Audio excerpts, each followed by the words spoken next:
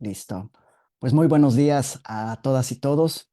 Desde el Instituto de Investigaciones Jurídicas de la Universidad Veracruzana les damos la más cordial bienvenida a este conversatorio virtual titulado Los derechos de las niñas, niños y adolescentes en el siglo XXI. Además de darles la bienvenida, quiero agradecer muy puntualmente a la Coordinación Universitaria de Observatorios por todo su apoyo, desde luego a su coordinador, el maestro Otón, quien siempre pues está muy pendiente de lo que son las actividades vinculadas con nuestro observatorio de políticas públicas con enfoque de derechos humanos y sobre todo con lo que vienen siendo pues diversas actividades en el contexto de de los derechos humanos. Quiero agradecer también a la doctora Karina Noemí Martínez Mesa, quien pues es la responsable de este evento y quien es la operadora de nuestro Observatorio de Políticas Públicas, pero que además pues tiene una gran vocación por la defensa de los derechos humanos, ¿sí? Que es una cuestión que ha trabajado y sobre todo de los derechos de la infancia, sobre todo en lo que vienen siendo contextos digitales. Doctora, te agradezco mucho mi reconocimiento como siempre por tu gran labor. Y bueno, ¿qué les puedo decir? El día de hoy, pues, nos encontramos en el contexto de lo que es, pues, la conmemoración del Día del Niño y en este tenor, pues, hemos adoptado pues, la necesaria discusión acerca de los derechos de niñas, niños y adolescentes, sobre todo frente a los cambios, a las transformaciones que toda sociedad observa y que por supuesto en el marco de este principio transversal que sabemos que a nivel convencional, constitucional y legal implica el interés superior de la infancia, implican los derechos de los niños, pues nos obliga a ir realizando un abordaje académico, serio, respecto de lo que vienen siendo los tópicos actuales, los desafíos que observa el derecho, pero también de las dinámicas sociales que se van a ir dando. En este sentido, pues yo realmente agradezco mucho que tengamos un panel constituido por expertas y expertos, ¿sí? En lo que es los derechos humanos, pero sobre todo en la defensa de los derechos de la infancia y la adolescencia.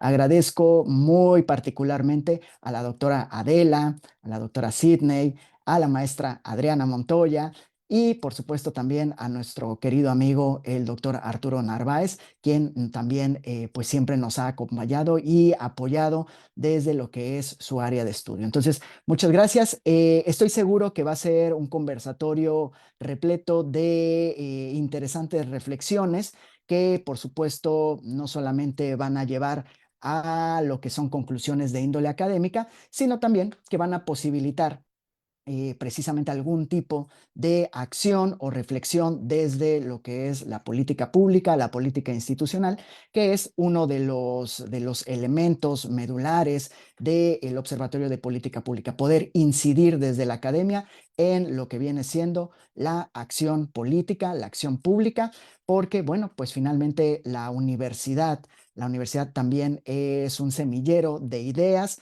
desde el cual se puede trasladar a la acción pública y con eso mejorar lo que viene siendo la gobernanza, ir, por supuesto, perfeccionando la política pública y lo más importante, garantizar de mejor manera los derechos de niñas, niños y adolescentes. En ese sentido, pues yo les reitero mi agradecimiento y sin más, pues damos por inaugurado este conversatorio y le cedo el uso de la voz a nuestra moderadora de lujo, la doctora Karina Noemí Martínez Mesa. Muchísimas gracias a todas, sean bienvenidas y bienvenido a este conversatorio. Muchas gracias y muy buen día. Muchas gracias, doctor Chipuli.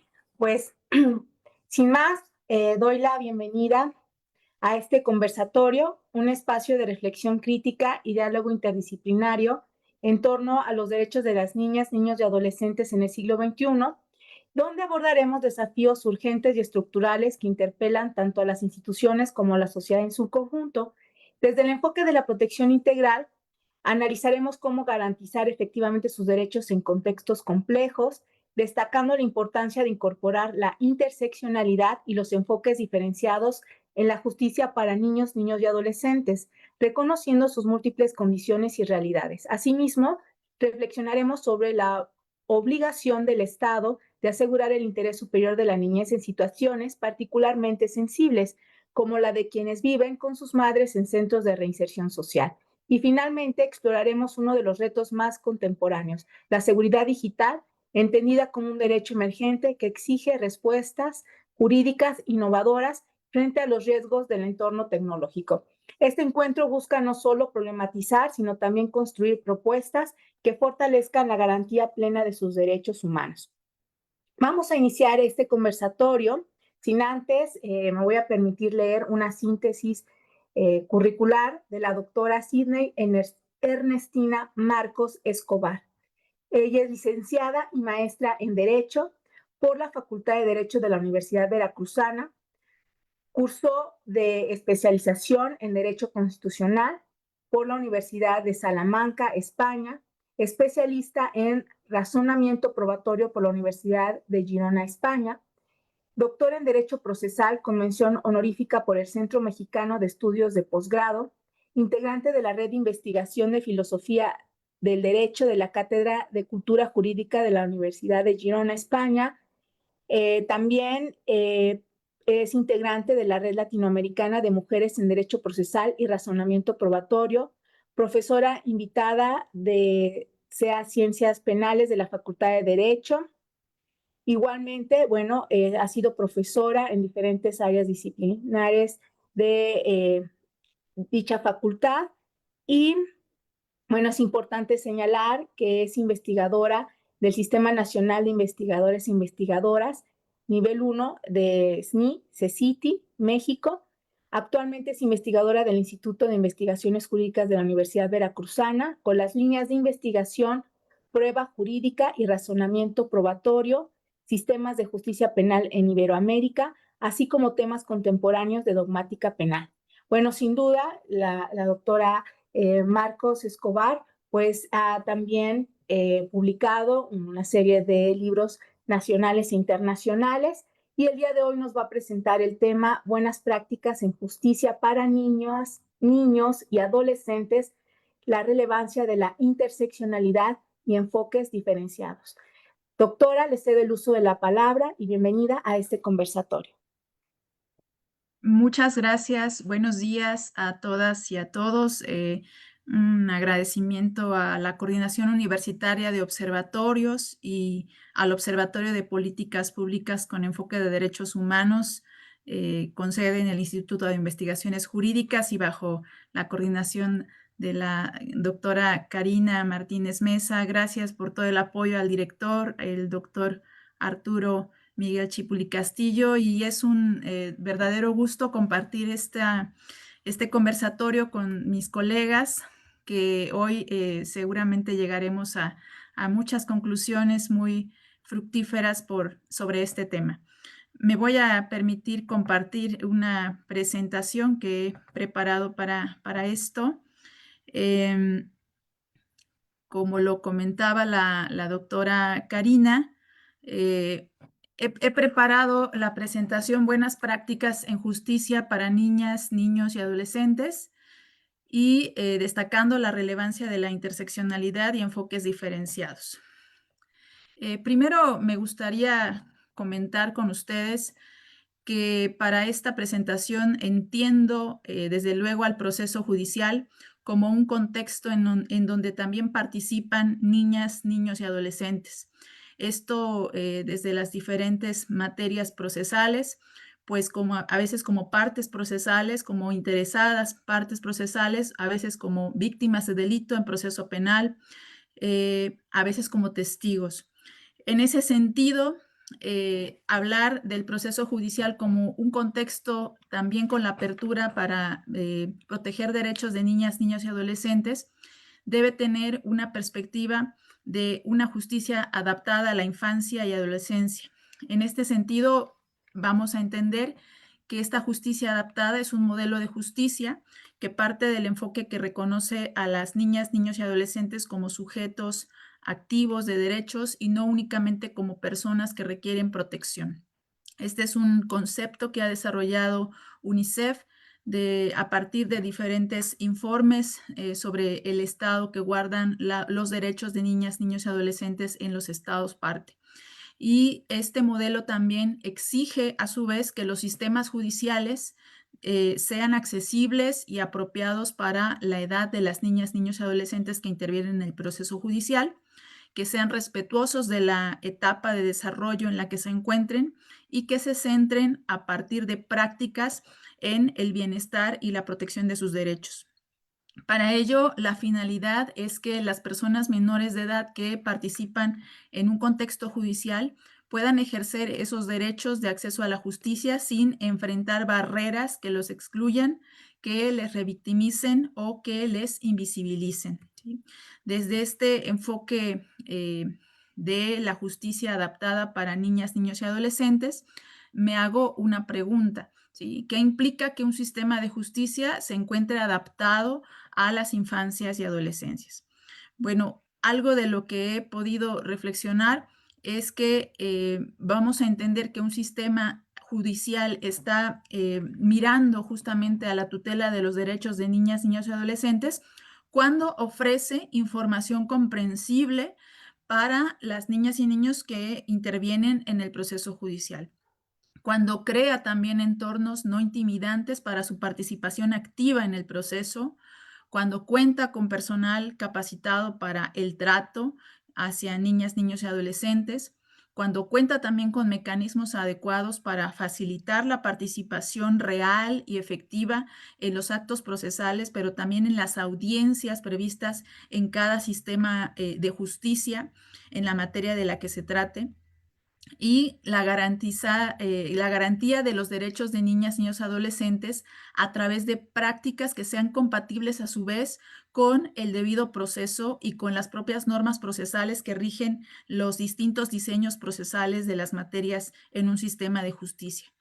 Y a su vez, pues tomar en cuenta que las niñas, niños y adolescentes que participan en contextos judiciales se encuentran en una situación de desventaja misma en el proceso judicial, por lo cual las personas juzgadoras, las personas servidoras públicas que tienen contacto con las niñas, niños y adolescentes tienen que procurar realizar esto que encontramos en los códigos de procedimientos como los llamados ajustes razonables que les permitan participar realmente a las niñas y niños en una posición de igualdad, pero considerando desde luego esa condición de su desarrollo humano que me he referido anteriormente.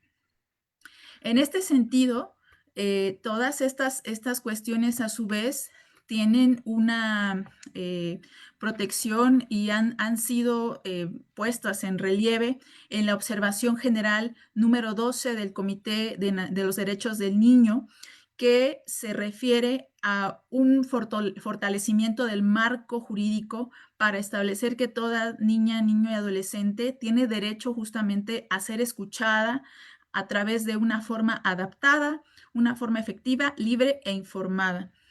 ¿Cuáles son las implicaciones de esta observación general número 12 para los estados? Bueno, lo primero es que tienen una obligación de adoptar medidas específicas de participación en el proceso judicial. Realizar, a su vez, adecuaciones a las disposiciones de derecho procesal de las materias procesales del sistema de justicia. Enfocarse o fomentar buenas prácticas institucionales. ¿A qué le vamos a llamar buenas prácticas institucionales o como cuáles podríamos señalar aquí? Algo que hemos estado escuchando quizá en otros contextos judiciales, como la adecuación de los entornos físicos para poder generar justamente una comunicación de la información que las niñas, niños y adolescentes quieren hacer a las personas servidoras públicas. Contar con perfiles especializados tanto de personal judicial como de personal que pueda auxiliar a la función jurisdiccional o incluso a la función de procuración de justicia en sede, por ejemplo, de órganos de investigación. Me estoy refiriendo a policías y fiscalías. Y desde luego, tener en cuenta una justicia adaptada a infancias y adolescencias con esto que hemos mencionado de forma hasta el momento general, como los llamados ajustes razonables. Y todo esto, pues también respetando el derecho de acceso a la justicia con un enfoque diferenciado.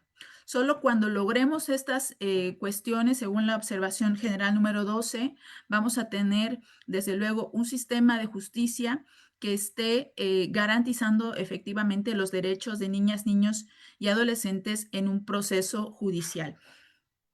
En este punto también, la configuración de un sistema de justicia adaptado a la garantía de esos derechos de niñas, niños y adolescentes, pues va a tener que tomar en cuenta el derecho de acceso a la justicia, la perspectiva de derechos humanos, la perspectiva del desarrollo infantil y del interés superior de la niñez y de la adolescencia, la protección de sus propios derechos sustantivos que estén en juego en un proceso judicial, pero a su vez con la garantía de los derechos procesales que le asisten, como por ejemplo la participación activa que he destacado mucho hasta este momento, la protección contra la discriminación, y aquí toma un interés muy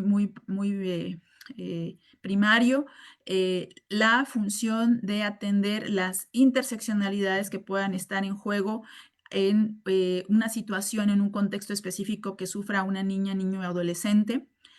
La participación, desde luego, a partir del reconocimiento de una autonomía progresiva de las niñas y niños de acuerdo a su desarrollo en las diversas etapas de su niñez y adolescencia. Y, finalmente, un enfoque reparador de los daños ocasionados a niñas, niños y adolescentes. Esto es, desde el enfoque del derecho de daños, pues la reparación integral del daño y la procuración a la reparación del proyecto de vida. Esto, a su vez, para que puedan lograrse, pues necesitamos que esté las niñas y niños y adolescentes que puedan tener herramientas a su vez de representación, de participación, en donde se nos deje con más meridiana claridad o mucha claridad cómo se ejerce cada uno de los derechos que le asisten en un sistema de justicia, cómo es entendido esa participación como principio y también cómo a través del diseño procesal se inserta como una norma procesal, pues para ser exigible desde una perspectiva del derecho subjetivo ante las autoridades. Esto también nos ha llevado a una idea y a una serie de pues información que está ahora a nuestro alcance de las llamadas buenas prácticas en justicia de niñas, niños y adolescentes. Pero cuando encontramos esta expresión, también es importante saber a qué nos referimos cuando nos referimos a buenas prácticas en justicia o buenas prácticas en general. Desde la perspectiva de los derechos humanos, las buenas prácticas se refieren a aquellas acciones que han demostrado tener efectos positivos y tangibles en la atención y solución de un problema determinado, teniendo como resultado un incremento en los esquemas de protección y un respeto a favor de los derechos humanos de las personas, que en este caso serían pues las personas sujetas de esta protección, las niñas, niños y adolescentes. Como buenas prácticas, ¿sí? Es necesario que cumplan ciertas características, ¿sí? Entre ellas, la característica de ser adaptable, la adaptabilidad, la idoneidad, la integralidad y la replicabilidad. En ese punto, que un estándar en materia de justicia adaptada esté enfocado y sea visible con estas características, implica a su vez que se tengan en el sistema de justicia enfoques especializados de niñez y adolescencia, estándares en materia de atención al trauma vivido con relación al proceso judicial en el que participan, y desde luego el enfoque de la interseccionalidad. Pero para eso necesitamos que en cada proceso judicial donde intervengan se fortalezca el proceso además terapéutico de la niña, niño y adolescente que pudo haber sido víctima o que tenga la calidad de afectado en un derecho, que sus opiniones sean tomadas en cuenta, ¿sí? Tanto por personas que le escuchen activamente en escenarios, en contextos, en ambientes amables para poder recibir esa información que las niñas y niños y adolescentes puedan aportar, que las niñas, niños y adolescentes ejerzan sus derechos de manera libre, atendiendo a necesidades específicas, y aquí es donde hay que tener pues esta sensibilidad además y sobre todo también esta percepción de si un niño o niña adolescente puede estar en distintos contextos de desigualdad, tener en cuenta estas cuestiones para poder generar los canales de comunicación, los canales de, además, seguridad para que puedan aportar la información al proceso judicial. Y desde luego, esto implicaría pues que se tomen en cuenta en el proceso judicial todas aquellas situaciones o condiciones de vulnerabilidad en la que se encuentren y que puedan, primero, estarles afectando a nivel personal o a nivel emocional para poder aportar información valiosa al proceso. Y segundo, que la información que sea aportada al proceso sea justamente también valorada desde esta perspectiva de infancias y adolescencias. Esto generaría que obviamente en un sistema de justicia que recoja todas estas buenas prácticas, se obtengan resoluciones judiciales o sentencias en su momento alineadas a la garantía de los derechos de niñas, niños y adolescentes, no se les revictimice durante su participación en el proceso y desde luego la información que la niña, niño o adolescente pueda aportar al proceso sea analizada, sea valorada desde luego con esta perspectiva interseccional, atendiendo a las condiciones de vulnerabilidad que puedan haber tenido incidencia en la poca, mediana o mucha información que hayan podido proporcionar al proceso judicial. Estas prácticas, a mí siempre me gusta comentarlo incluso con colegas, ¿sí? Muchas de estas prácticas que hoy son llamadas buenas prácticas han sido logradas gracias al litigio de abogadas y abogados, representantes jurídicos, abogados postulantes, que desde ahora sí, su trinchera de litigio en los procesos judiciales proponen este tipo de argumentos y exigen, desde luego, los órganos jurisdiccionales, van empujando, como luego yo digo, los criterios de perspectiva de infancias y adolescencias. Desde luego, también reconocer que el papel de las juzgadoras y juzgadores en este sentido es sumamente importante, de tener esta apertura para poder, primero, atender las directrices, los estándares internacionales en materia de derechos humanos de niñas, niños y adolescentes, pero también en la medida de las posibilidades institucionales, hacer esas adecuaciones para lograr ambientes más amables, como lo decía hace unos minutos, una forma de comunicación más natural con la niña y niño que pueda tener participación en el proceso penal y poder, desde luego, garantizar que esa forma de resolver pueda ser también dada a conocer a las niñas, niños y adolescentes en un lenguaje sencillo. Sí, es ahí donde seguramente, como todas y todos lo saben hasta este momento, quienes al menos nos acompañan en este foro, ¿no? Se han generado estos esquemas o estos modelos de resoluciones de lectura fácil, por ejemplo. Esta es una muy buena práctica que ha sido observada como una práctica positiva en los sistemas de justicia donde participan niñas, niños y adolescentes. A su vez, hace rato me pasé así como muy largo sobre estas características que deberían tener las buenas prácticas, ¿sí? que se puedan ir considerando en un sistema de justicia. Y la primera, decía, es que sea replicable, ¿sí? Una práctica que sea replicable, es decir, que pueda seguirse realizando por el personal de un órgano, ya sea de procuración de justicia, de impartición de justicia o de atención primaria a víctimas, niñas, niños y adolescentes.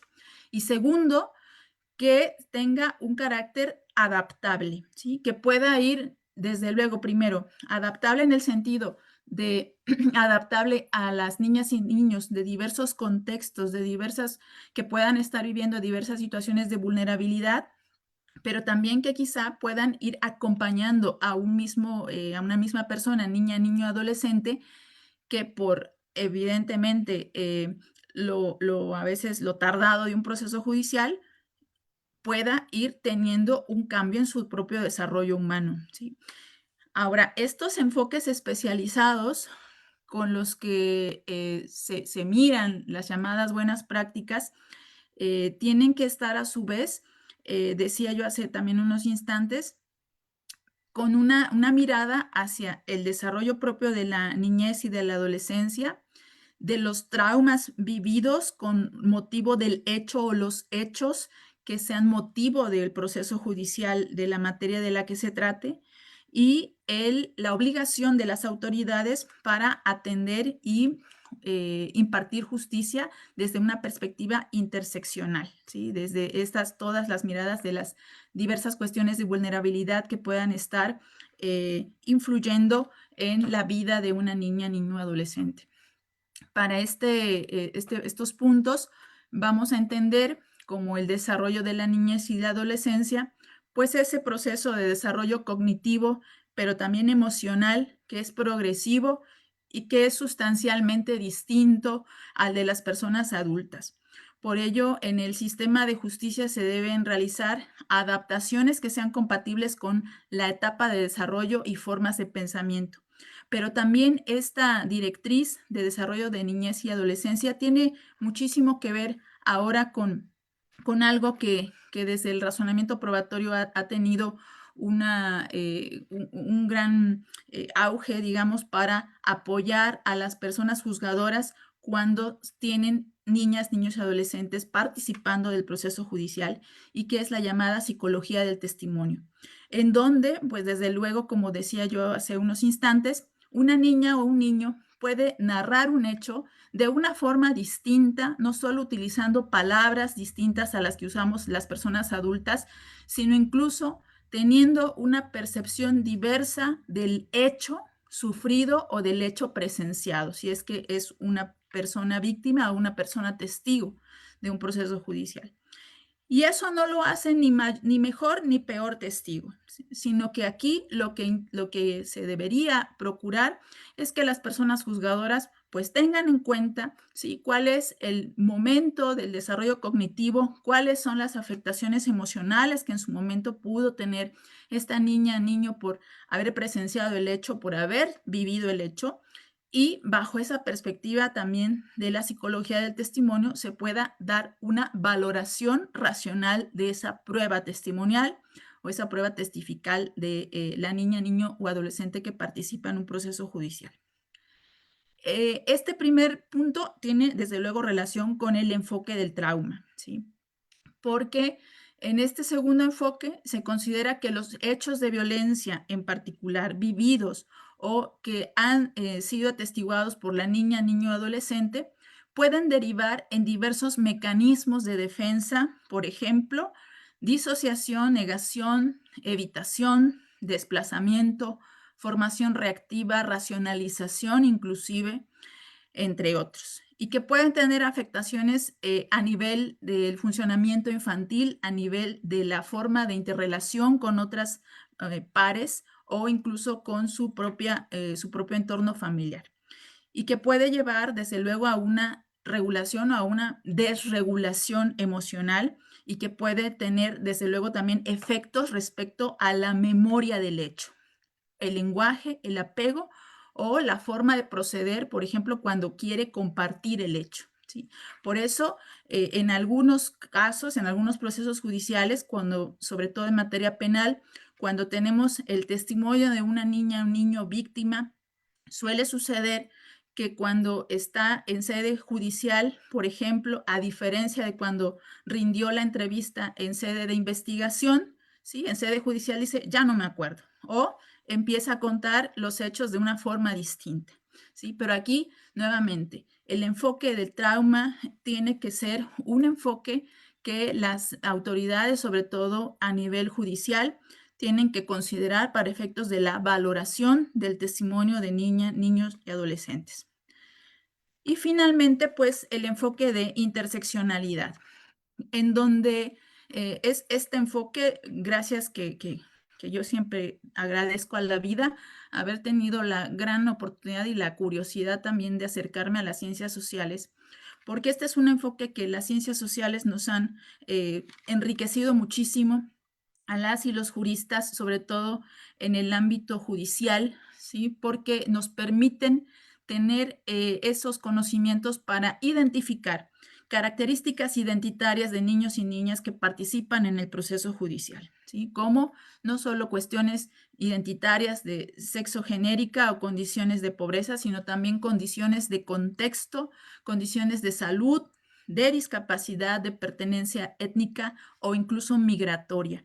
Estas cuestiones son, desde luego, cuestiones que hay que considerar para identificar esas situaciones específicas de vulnerabilidad y tener en cuenta que en algunos casos niñas, niños y adolescentes pueden estar viviendo más de una de estas cuestiones de desigualdad y por lo tanto estas cuestiones se entrelazarán y hay que tener esa mirada integral y análisis diferenciado de su contexto para efectos de todo el proceso.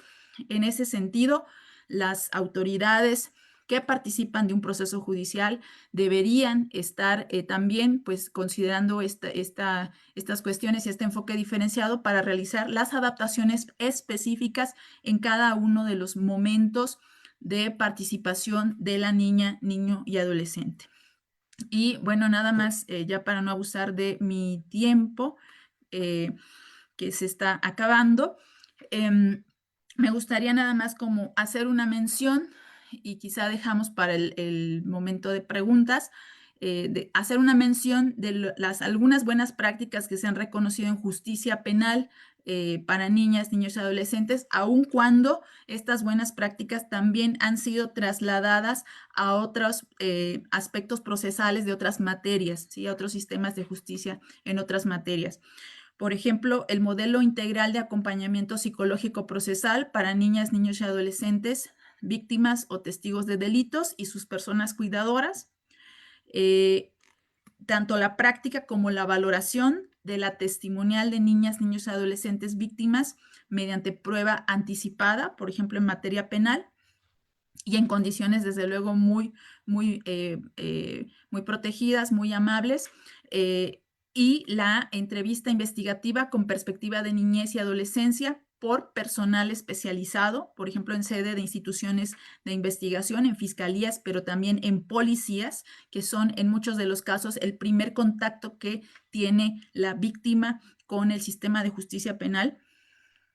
La realización, desde luego, de dictámenes periciales con perspectiva de niñez y adolescencia y hace rato lo mencionaba, cada vez más todos los conocimientos que nos ofrece la psicología del testimonio, no solo para la valoración, sino también para la realización de la prueba pericial en este sentido.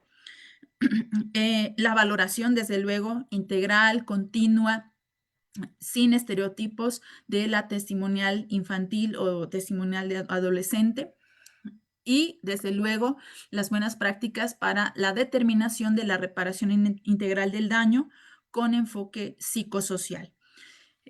Solo para no dejar de mencionar, ¿no? México ha tenido un gran avance en este sentido, desde luego con la realización de los protocolos de actuación. En su momento, me voy a adelantar un poquito ahí nada más, desde el que fue el protocolo de actuación para quienes imparten justicia en casos donde involucraban niños, niños y adolescentes, que fue un primer modelo en 2012, luego un modelo actualizado en 2014, hasta el actual protocolo para juzgar con perspectiva de infancias y adolescencias de 2021 a la fecha, y desde luego todo el desarrollo pues jurisprudencial que se ha logrado, insisto hace rato, gracias yo creo que al empuje también a las propuestas de las abogadas, los abogados defensores que litigan en representación de los derechos de niñas, niños y adolescentes, pero también gracias a la apertura de autoridades judiciales que están con esta interpretación amplia, ¿no? De los derechos y la máxima participación y protección de los derechos de niñas, niños y adolescentes en el proceso judicial.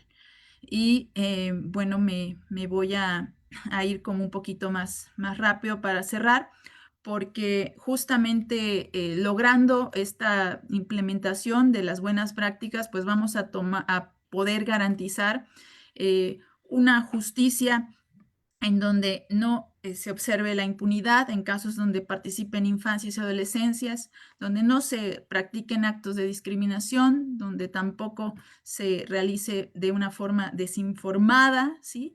Y se repliquen, por ejemplo, violencias institucionales. Esto es todo lo contrario a las buenas prácticas y implementación, por ejemplo, de algunas estrategias que no se han como visibilizado quizá a través de protocolos y textos, ¿no? Pero que son condiciones facilitadoras para la garantía de la participación activa de niñas, niños y adolescentes en proceso judicial, ¿no?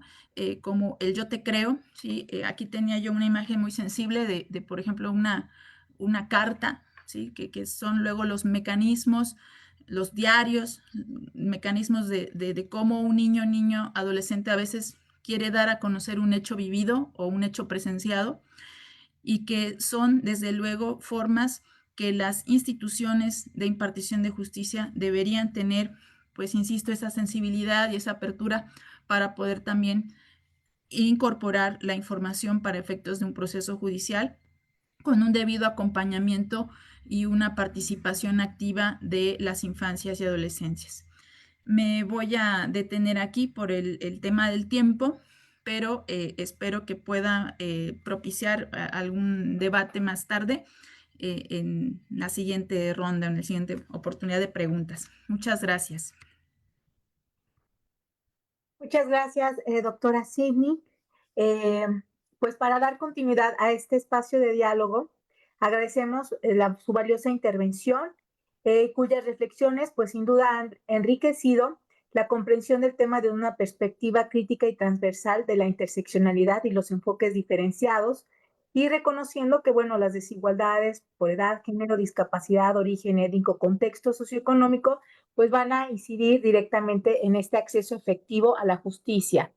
Y bueno, una mirada desde los derechos humanos, pues también nos permite reflexionar sobre la garantía, no solamente del interés superior de la infancia, sino también, como lo comentaba la doctora, de asegurar procesos, mecanismos accesibles, sensibles y libres de discriminación conforme a estándares internacionales. En este mismo sentido, pues vamos a dar paso a la participación de la doctora Adela Rebolledo Libreros, quien cuenta con una sólida trayectoria, es licenciada en Derecho por la Universidad Veracruzana, maestra en Ciencias Penales impartida por el INACIPE y la Universidad Villarrica, doctora en Derecho por el Instituto de Investigaciones Jurídicas de la Universidad Veracruzana.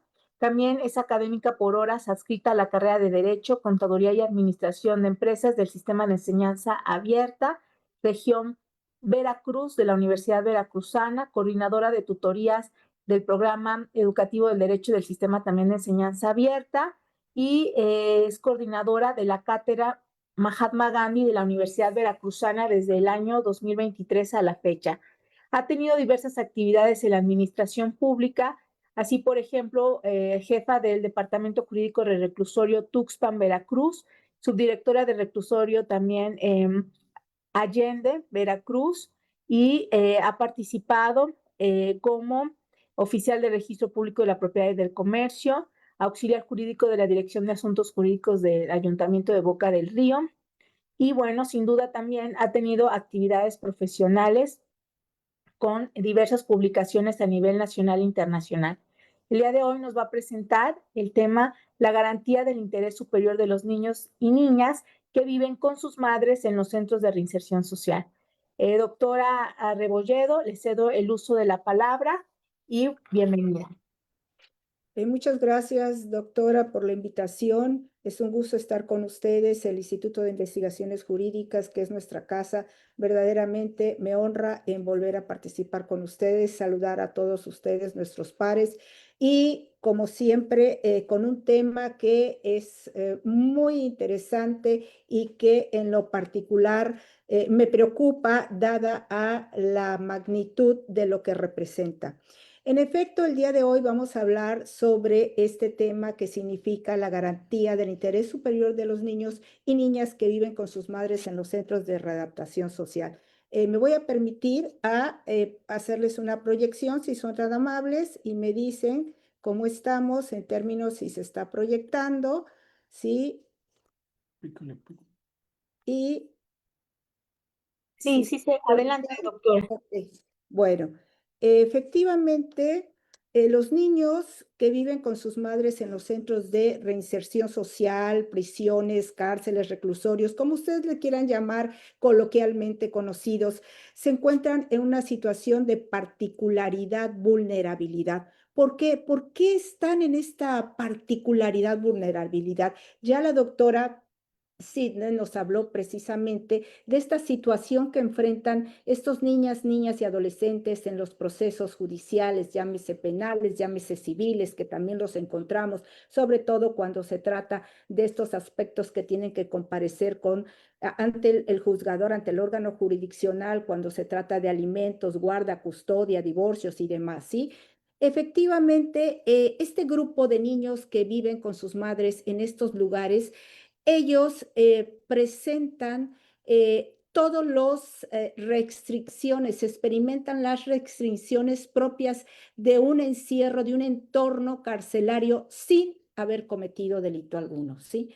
Esto es verdaderamente atroz, criminal, y por ello es que el interés superior del niño debe de estar presente y exige adoptar medidas primordiales y además diferenciadas que garanticen precisamente estos derechos que implican este principio del interés superior del niño, que significa una vida digna, salud, educación, esparcimiento, recreación y valorar alternativas distintas de reclusión a sus madres, así como tomar en cuenta que efectivamente debe de ser una estancia temporal en este lugar, no permitir una estancia muy larga, toda vez que debemos de partir del hecho bajo este concepto que la infancia es una época clave en la vida del ser humano y los primeros años son un andamiaje para construir esas relaciones afectivas, emocionales, intelectuales que podrían dar paso a un exitoso proyecto de vida o un muy problemático proyecto de vida, por no decir fracaso. Entonces, verdaderamente es de considerar estos niños que viven con sus madres en estos lugares considerados como centros de readaptación social, de igual forma están resintiendo este entorno carcelario y podríamos nosotros considerar que efectivamente existen algún tipo de disposición que los proteja toda vez de que se encuentran en este lugar por los motivos que sea, porque la madre no tiene con quién dejarlos, porque si desea que en esos primeros años tengan esa presencia indispensable que es de la madre, porque efectivamente hay un debate inacabado sobre la conveniencia y la permanencia que deberían de tener estos niños en estos lugares, tanto como un derecho de la madre como un derecho del niño, de poder gozar de estos años primeros con su progenitora. Sí, efectivamente, sí tenemos un marco jurídico internacional, un marco jurídico local, nacional, es cierto. Tenemos entonces por primero la Declaración Universal de los Derechos Humanos. Esta declaración desde 1948 ya aborda precisamente algunos derechos que debemos de considerar a los niños. Posteriormente, en la Declaración de los Derechos del Niño, en 1959, se precisan y se concretizan en la Convención de los Derechos del Niño en 1989. En nuestra Carta Magna, a partir del Código a partir de la Constitución Política de los Estados Unidos Mexicanos, ya sea en el artículo 1 y en el artículo 4, se contempla y se establecen precisamente esta protección a los derechos fundamentales, y ya ni se diga en el cuarto que ahí es donde se introduce este principio del interés superior del niño, que como ya hace un rato lo comentó la doctora Signe, se considera como un principio, como un derecho y como una norma procesal. Así también tenemos la Ley General de los Derechos de las Niñas y Niños y Adolescentes, publicada en el 2014, y tenemos a nivel local también la Ley de los Niños y Niñas Adolescentes en el estado de Veracruz, que se publicó en el año de 2015. Es muy importante destacar que no obstante a esto, y es cierto también en la Ley Nacional de Ejecución Penal se establece y se aborda este tema y concepto muy, muy ampliamente desarrollado, como es el principio del interés superior de los niños y niñas y adolescentes. Cierto que en el artículo 36 se dice como un derecho de la mujer, de la madre, de tener a sus hijos en estos lugares, en estos centros de readaptación social, pero siempre, siempre se dice con el más absoluto respeto al interés superior del niño. ¿Qué quiere decir? Que siempre todas las medidas que se tomen, todas las medidas que las instituciones, el Estado, acierte o decida tomar, siempre se tome en cuenta el bienestar, el interés superior del niño, la niña y los adolescentes. En este caso, la Ley Nacional de Ejecución Penal contempla efectivamente una temporalidad de los niños con sus madres en estos centros de reinserción social. Esta temporalidad es precisamente de 3 años. 3 años que a partir del año 2016 es cuando se establece. Antes de esta fecha, los estados tenían de manera muy particular tiempos distintos para tener dentro de estos lugares a los niños, y podía llegar a ser hasta los 6 años, fecha en que los niños podían o debían ingresar a la primaria. Sin embargo, de acuerdo a los estudios que se empezaron a dar, se consideró que como ya la educación debía de ser desde el punto de vista básica y obligatoria a partir del jardín de niños, a los 3 años se estableció a partir de la Ley Nacional de Ejecución Penal, solamente podían estar los niños o las niñas con sus madres. Ahora bien, de nuestro código también lo contempla, y nuestra ley, nuestra Constitución del Estado de Veracruz, de igual manera lo contempla a partir del artículo 6 y el artículo 4 y 5 relativamente. Es cierto que en el artículo 1 y en el artículo 4 de la Constitución Política de los Estados Unidos Mexicanos se establece la obligación que tienen todas las autoridades en estos 4 aspectos, que es promover, proteger, respetar y garantizar los derechos humanos, ¿sí?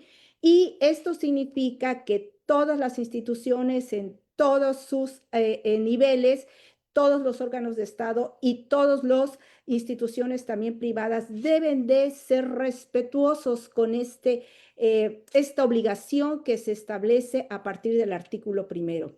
Esta obligación también la contempla la observación general del Comité de los Derechos de los Niños y Niñas, considerada con el número 14.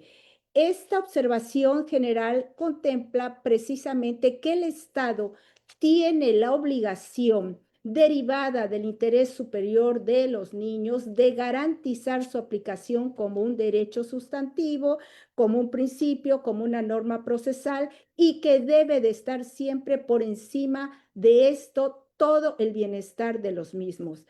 Es necesario que nosotros nos preguntemos, ¿verdaderamente el Estado protege, está realmente instrumentando algún tipo de mecanismo que tienda a proteger a este grupo de niños y niñas, porque podremos ver que efectivamente a partir de todo lo que se establece en nuestras leyes de manera dispersa, sí existe normativamente una protección jurídica hacia los niños y las niñas, pero tendríamos que nosotros realmente eh, establecer si esta protección jurídica alcanza a este grupo por demás vulnerable que vive con sus madres en los centros de readaptación social, porque como ya hemos dicho, efectivamente, dentro de estas obligaciones está de capacitar a las autoridades, jueces y funcionarios, centros penitenciarios, educativos, de salud, y además, esto es muy importante, incorporar leyes y políticas públicas a todo lo que se refiera para la protección de los niños y niñas y adolescentes. Pero aquí estamos hablando de niñas y niños nada más, porque recuerden que la ley nacional de ejecución penal solamente permite su estancia a los 3 años. Entonces, realmente esta protección alcanza a este grupo de niños que viven con sus madres en los centros de readaptación social. Si nos vamos a las políticas públicas que ya muchos tenemos claro que son estas acciones, estas medidas que el Estado toma precisamente para resolver alguna problemática que existe en la sociedad. Y partiendo de las políticas públicas que actualmente se están o se deben de plantear o crear para este grupo vulnerable, serían con enfoque de derechos humanos, puesto que está ya debidamente reconocido que dan unos resultados mucho mejor y además sostenible en términos de derechos humanos, y sobre todo promueve que los grupos marginados o excluidos sean identificados. Este grupo de niños que estamos hablando, por supuesto que está marginado y excluido, está invisibilizado. ¿Por qué? Porque si bien es cierto, como ya hemos hablado, existe este grupo de legislaciones, de aspectos normativos que sí hablan de protección a los niños, también es cierto que desde el punto de vista de las políticas públicas no existe un mecanismo que materialice esos derechos a los niños. ¿Por qué? Porque si nos vamos nosotros a ver las políticas públicas que existen, este conjunto de acciones que el Estado ha implementado o implementa precisamente para poder solucionar conflictos dentro del seno de la sociedad y grupos marginados y grupos excluidos, encontramos ausentes totalmente acciones o mecanismos que instrumenten esta protección a este grupo de niños. Podemos decir que efectivamente para lograr este desarrollo integral que se requiere a los niños y a las niñas, sobre todo partiendo de la base de los que vivan con sus madres en los reclusorios, en los centros de reinserción social, se debe de garantizar su debida protección. ¿Por qué decimos que no existen políticas públicas? Porque si nos vamos a las que actualmente sí podemos nosotros estudiar, se refieren sí a niños y a niñas. Algunos están en situaciones de vulnerabilidad, como son niños de la calle, niños carentes de identidad, que tienen que promover algún tipo de mecanismo para que les otorguen sus identificaciones, como es el reconocimiento de los mismos, que existan jurídicamente en el mundo, que podemos considerar precisamente como jurídicos. Sin embargo, niños de la calle, efectivamente, trata de personas en su modalidad de niños, niñas y adolescentes, pero no vemos ningún tipo de mecanismo, ningún tipo de instrumento que materialice precisamente estos derechos que implica el interés superior del niño y que deben de estar exclusivamente dirigidos hacia este grupo de niños que viven en este entorno y que sufren precisamente la consecuencia de la privación de la libertad. que ustedes saben que la libertad es un derecho fundamental y que esto implica o puede implicar en un futuro un daño psicológico que repercuta precisamente en un probable desarrollo integral definitivamente mal planteado y que traiga consecuencias dentro del seno de la sociedad precisamente por haber vivido en un entorno que además no es favorable y que no es protegido y que además de ello pudiera ser tóxico desde el punto de vista de lo que pudiera vivir en términos de la violencia, el léxico y demás. ¿Por qué? Porque efectivamente no ha habido un mecanismo, un instrumento que materialice estos derechos que están consagrados tanto en la Convención, en la Declaración de los Derechos del Niño, en la Ley Nacional de Ejecución Penal, en la Ley General de los Derechos de los Niños, Niñas y Adolescentes, pero que no han podido concretizar, no han podido aterrizar a verdaderamente instrumentar esa protección a los niños y niñas que viven en ese lugar. Entonces, como ustedes pueden ver, que en nuestro país tenemos esta edad nada más a los 3 años, ciertamente en diversos países varía, incluso tienen diferentes también formas de tratarlo. Hay lugares específicos, por ejemplo, en España tienen un centro especial para madres con niños y pueden tenerlos hasta una edad de más de 6 años y es una especie de ciudad, pues, para efectos de lograr precisamente esta protección que implica este principio del interés superior del niño y de las niñas.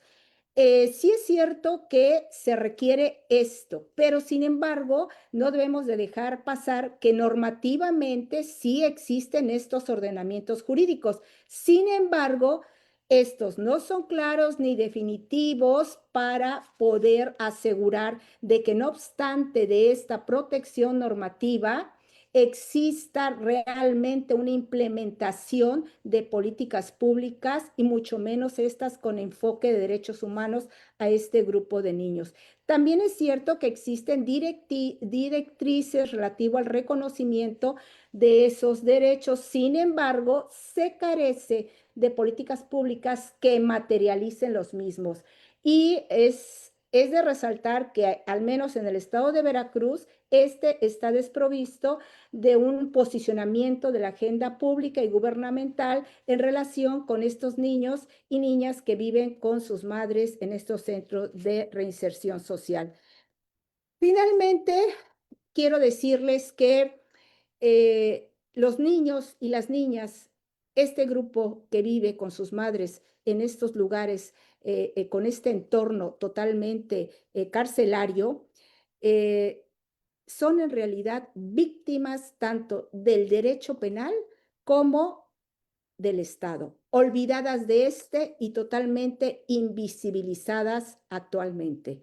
Pues a mí me gustaría extenderme mucho más, pero yo sé que tenemos un tiempo muy reducido y pues esperemos que exista algún tipo de reflexión con este tema y que cualquier pregunta, con todo gusto estaremos al pendiente y sobre todo que nos permita que cada vez más nosotros tomemos en cuenta que debemos de visibilizar ciertos comportamientos que en su momento, más que comportamientos, visibilizar esta problemática de los niños y niñas que viven con sus madres en estos centros de reinserción social, pero solamente lo podemos hacer nosotros desde nuestro cuestionamiento y desde nuestra preocupación para poder materializar estos derechos de los mismos. Muchas gracias, doctora Karina, y cualquier duda estaremos aquí pendientes.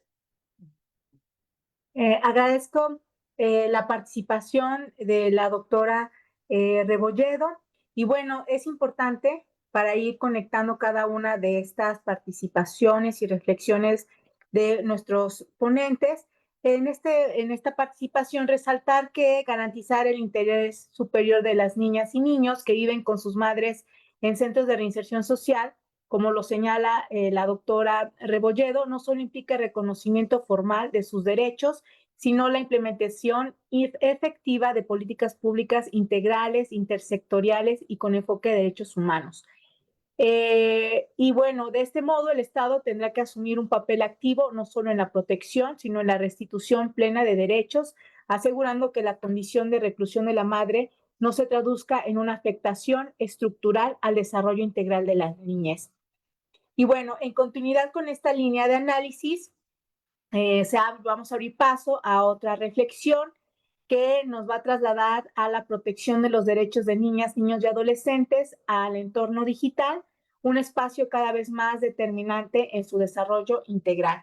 Y bueno, no sin antes, me voy a permitir también leer una síntesis curricular de la maestra Adriana Patricia Montoya Mercado. Es licenciada en Derecho por la Universidad Veracruzana y maestra en Economía y Negocios por la Universidad Anáhuac, Jalapa. Cuenta con diplomados en la Ley de Disciplina Financiera y en Alta Dirección y Negocios de la Universidad Anáhuac. Actualmente realiza estudios de doctorado en Derecho en el Instituto de Investigaciones Jurídicas de la Universidad Veracruzana, donde es becaria CECITI, y su línea de investigación se centra en los derechos de niños, niñas y adolescentes con identidades trans. Su experiencia profesional se distingue por su contribución en la gestión administrativa, la transparencia y la coordinación de proyectos estratégicos, principalmente dentro de la Universidad Veracruzana. Es importante resaltar que, la maestra Montoya ha publicado diversos artículos, capítulos de libro, no solamente en contextos nacionales, sino también internacionales, y actualmente también participa en este Instituto de Investigaciones Jurídicas en la planeación, planificación y gestión estratégica de actividades en la actual dirección. Nos va a presentar el tema, el derecho a la seguridad digital de niños, niñas y adolescentes, desafíos jurídicos del siglo XXI. Bienvenida, maestra Montoya, le cedo el uso de la palabra. Muchas gracias, doctora. Gracias por la invitación, gracias al Instituto por abrir estos espacios de reflexión tan importantes y por poder visibilizar la situación de niñas, niños y adolescentes, que, como comentaba la doctora Adela, es un tema que en la agenda nacional creo que está un poco perdido y hace falta visibilizar la situación que se tiene al respecto. Me voy a permitir compartir mi presentación.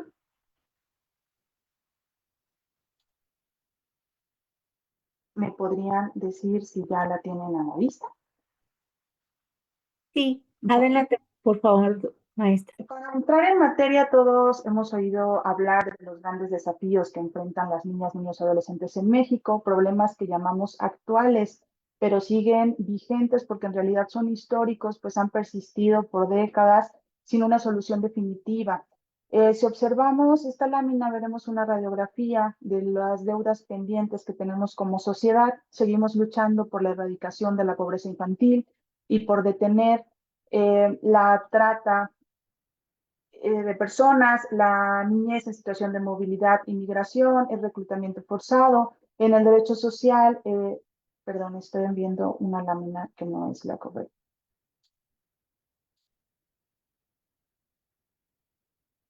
En el derecho social estamos hablando también del rezago educativo, la explotación laboral infantil, el embarazo adolescente, una crisis de salud nutricional. En la violencia en el ámbito privado, la violencia familiar y el castigo corporal siguen siendo realidades cotidianas, al igual que los riesgos que vive la niñez en situación de movilidad y migración. Ahora bien, ¿por qué incluyo en esta lista la seguridad en el entorno digital? Es porque hoy quiero hablar precisamente del tema del derecho a la seguridad digital para niños, niños y adolescentes, que es uno de los desafíos jurídicos que se presentan en el siglo XXI. Para entender por qué es urgente, aunque los otros problemas son estructurales, la vida de los menores ocurre hoy en gran medida dentro de una pantalla. La seguridad digital ha dejado de ser un tema tecnológico para convertirse en un desafío de supervivencia y dignidad entra en esta agenda porque el mundo digital es hoy el nuevo escenario donde se manifiesta la explotación, el acoso, la violencia, que no hemos logrado frenar en el mundo físico. Y es, por tanto, uno de los desafíos que podríamos considerar joven, pero quizás uno de los más complejos del siglo XXI. Con este panorama, vamos a analizar qué es propiamente el derecho a la seguridad digital.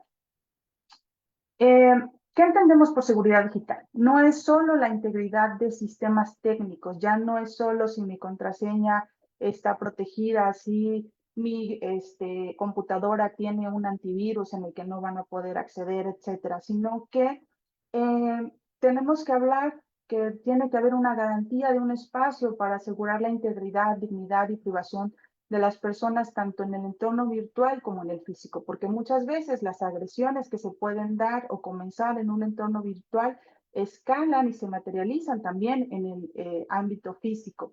Este derecho emerge como un derecho humano de última generación que requiere una conceptualización jurídica autónoma y robusta. Actualmente enfrentamos una crisis manifestada en el ciberacoso sistémico, la explotación sexual mediante la inteligencia artificial y el diseño adictivo de las redes sociales ante una intervención legislativa que ha sido hasta ahora fragmentaria e insuficiente.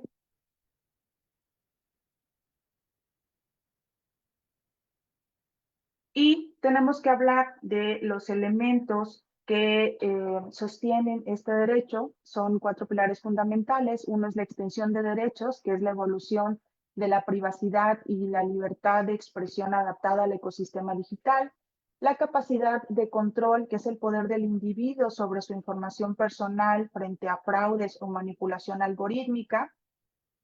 También tenemos que hablar de la garantía de infraestructura, que es el derecho a comunicaciones cifradas y la protección de la persona virtual.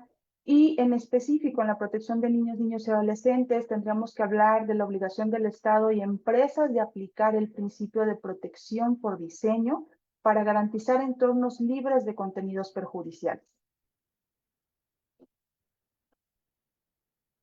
¿Qué desafíos presenta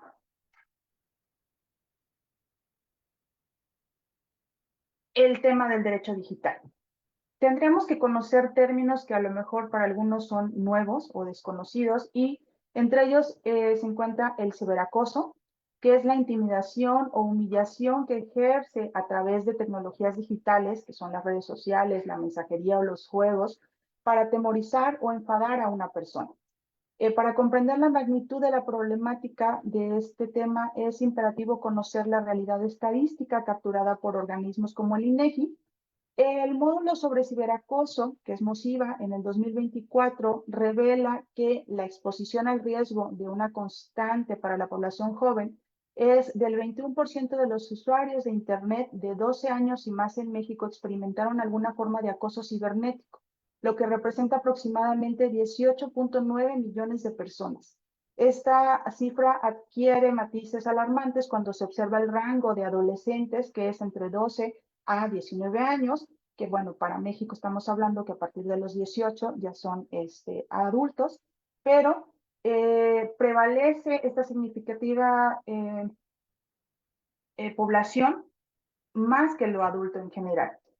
También tenemos que hablar del ciberbullying, que es una variante específica del ciberacoso que ocurre entre pares, es decir, entre menores de edad de forma intencional y reiterada. Se caracteriza por un desequilibrio de poder social o psicológico en el entorno escolar que se traslada al espacio virtual.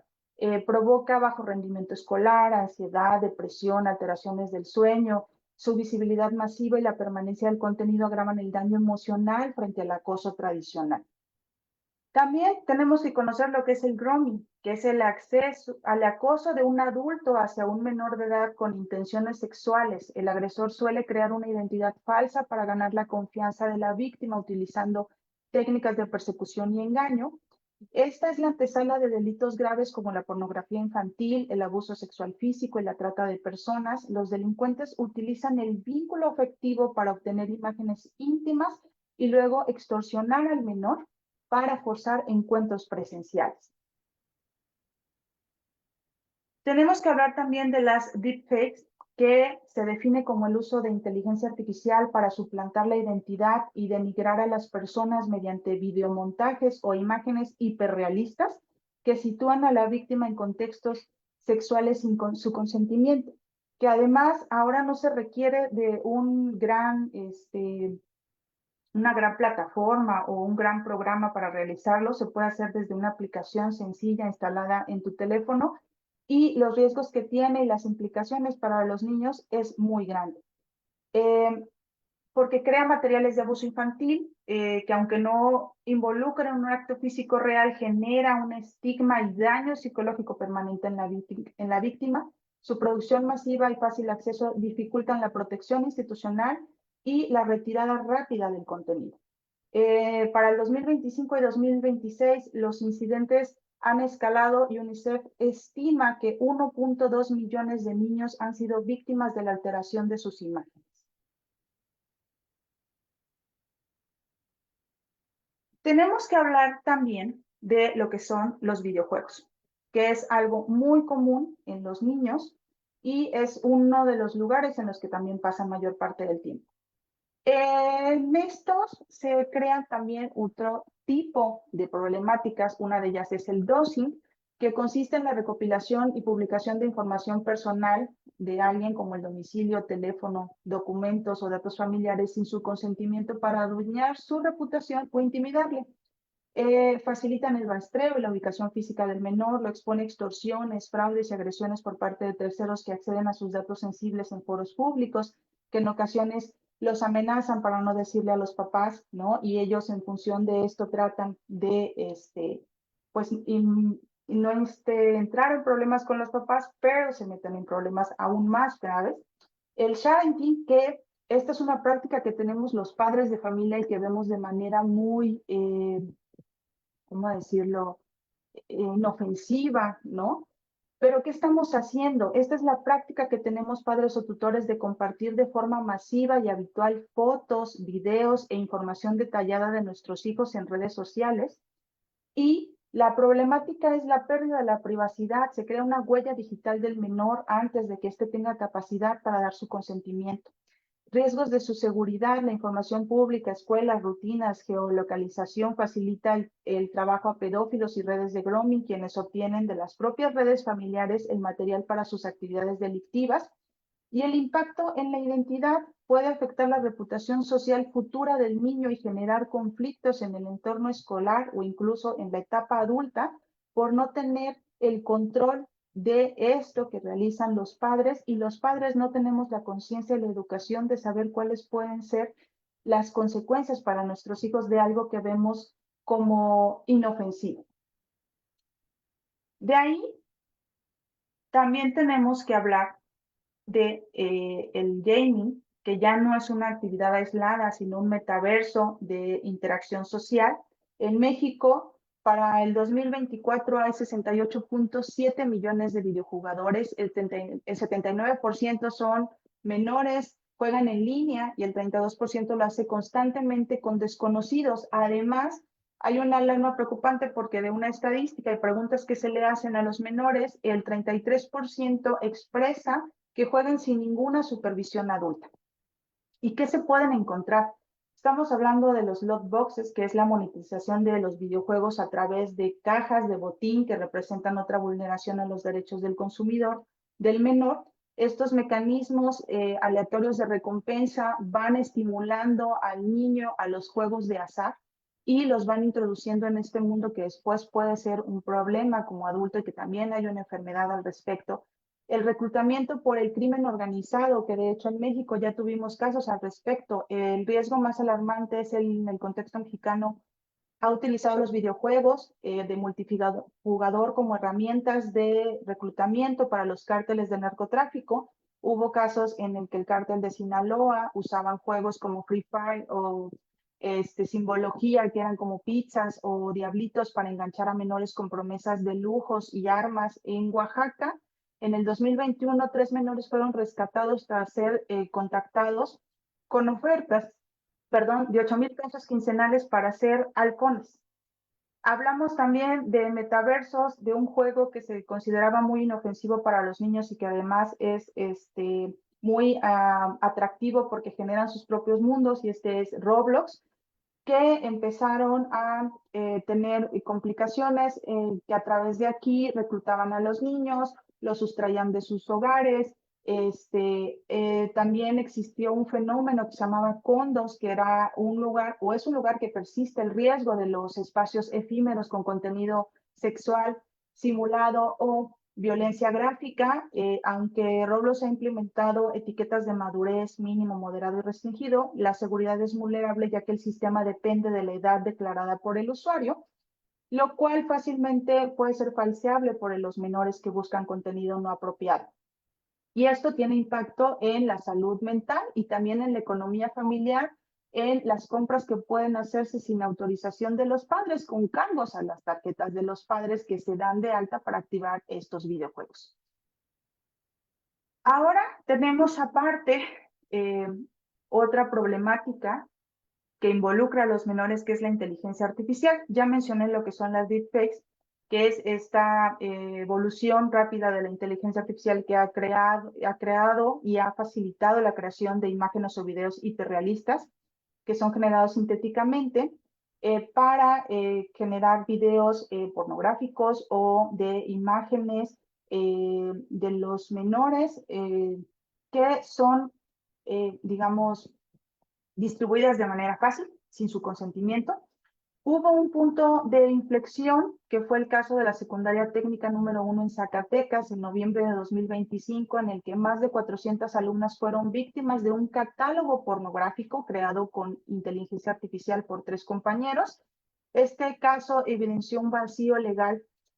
La ley Olimpia original no sancionaba contenido simulado, que son las deepfakes. Esto impulsó la reforma al Código Penal Federal de enero de 2026 para tipificar la pornografía infantil sintética. También hablamos de otro riesgo, que es el perfilamiento algorítmico no consentido, que son riesgos que tiene la inteligencia artificial de manera oculta. Realizan perfilamientos algorítmicos no consentido de los menores mediante el rastreo inadvertido de su comportamiento. Gracias a la minería de datos, los algoritmos pueden interferir información altamente sensible que los jóvenes no han proporcionado de una forma explícita, como su estado de salud mental, su orientación sexual o su situación familiar. Esta información sirve para construir perfiles psicográficos detallados con el fin de maximizar el tiempo que pasan atrapados en las pantallas. Incluso se utiliza la analítica predictiva para anticipar decisiones futuras del menor, que puede tener implicaciones en el rendimiento académico, en las preferencias de consumo, en las relaciones, lo que supone una injerencia en su autonomía. Realmente, estos algoritmos empiezan a formar a los niños, niñas y adolescentes conforme a las ideologías que quieran ser transmitidas a través de estas inteligencias que son predictivas, sin el consentimiento de los padres, sin el consentimiento de los niños, y además sin la advertencia de esto hacia los padres, porque no es un tema del que se hable abiertamente, ¿no? Están las cámaras de eco, que son los algoritmos de reconocimiento opacos, que aíslan a los adolescentes en burbujas de información, guiándolos de forma predictiva hacia la búsqueda de contenidos cada vez más extremos. Esta manipulación algorítmica restringe su libertad para explorar ideas diversas y los expone a material que normaliza conductas perjudiciales como la violencia, los trastornos de conducta alimentaria o la erradicación. Creo que todos hemos experimentado en algún momento que entramos a realizar alguna búsqueda en Google, en nuestro teléfono, y después esa búsqueda se repite en publicidad en todas nuestras redes sociales sin que nosotros hayamos hecho algo en específico. Entonces se van creando estas cámaras de eco en la que se empieza a repetir, en el que solo tengas acceso a esa información. De esa manera están moldeando niños, niñas y adolescentes, y no hay nada regulado al respecto. La injerencia en la autonomía, que tiene que ver con estos dos también, esta analítica predictiva, el perfilado utiliza los datos históricos de los menores para anticipar y condicionar sus decisiones futuras en áreas críticas para su desarrollo, como sus relaciones sociales, sus preferencias de consumo o incluso su rendimiento académico, lo que supone una injerencia directa en su autonomía. Pero vayamos más de esto, o sea, ¿quiénes son los dueños de estas grandes empresas? ¿Qué ideologías son las que están en su interés de hacer llegar a este grupo de personas, ¿no? Incluso por países, porque también dependiendo del país es la regulación que existe. ¿Quién está interfiriendo en la educación que hay de nuestros niños, ¿no? Como conclusión de esta parte, podría decir que la protección de los derechos de la infancia en la era digital y de la inteligencia artificial no es una tarea que recaiga exclusivamente en las familias o en los docentes, a quienes además nos hace falta más alfabetización en el tema, sino que es una responsabilidad compartida que involucra al Estado para exigir a la industria tecnológica que generen las condiciones necesarias para los niños, niños y adolescentes. La simetría actual, donde la carga de la protección recae en el eslabón más débil, es éticamente cuestionable e ineficaz, y es necesario invertir en alfabetización digital crítica que empodere a los niños, niños y adolescentes para navegar un mundo de perfiles psicográficos y manipulaciones sutiles, pero esto debe ir acompañado de una regulación que elimine las prácticas abusivas desde su origen, que son estas grandes empresas. Solamente para poner un ejemplo de cómo tendríamos que pensar, a nosotros, nuestros padres nos decían, ¿no? Que cuídate de no salir de noche, ¿no? O tienes que llegar temprano a casa, o no hables con extraños. Ahora estos extraños están en las pantallas de nuestros hijos, en los videojuegos de nuestros hijos. Es donde tenemos que poner atención porque su entorno ha cambiado totalmente. Con esto concluiría yo mi presentación. Agradezco mucho la oportunidad. Muchas gracias, maestra Montoya. Bueno, cada uno de estos temas sin duda van abonando a la reflexión del día de hoy. Y bueno, el derecho a la seguridad digital de niñas y niños y adolescentes, como lo señala la maestra Montoya, se posiciona como un eje fundamental en el contexto de los desafíos jurídicos de este siglo XXI. Y no solamente exige, ¿no?, una actualización de marcos normativos y políticas públicas, ¿no?, que garanticen la protección frente a riesgos emergentes en estos entornos digitales. Ya lo mencionaba la maestra Montoya, ¿no?, el tema de la violencia en línea, ¿no?, la vulneración de datos personales, las brechas de acceso. Y bueno, este enfoque pues va a ampliar la comprensión de los derechos de la niñez más allá de los espacios físicos, articulando formas de tutela que respondan a la complejidad del entorno tecnológico contemporáneo. Siguiendo este hilo conductor, y en este sentido, pues vamos a dar paso a nuestra siguiente intervención, que permitirá profundizar en el análisis desde una perspectiva social y estructural, particularmente en torno a la protección integral de los derechos de las niñas, niños y adolescentes.